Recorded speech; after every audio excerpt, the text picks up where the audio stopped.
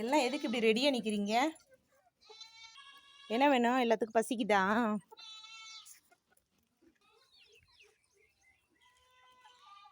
டேய் இங்கே வாடா. டேய் பா பா பா பா பா பா. டேய் பா இங்கே பா. இந்தா வாடா. ஏய்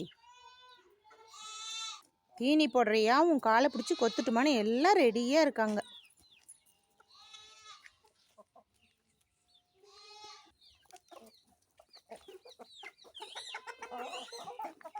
ஏன்டா நீ தீனி தீங்க போலியா? ஏன்டா நீ மட்டும் அங்கே நின்றுக்கிட்ட? நீ ஏன்டா பின்னாடியே வர்ற?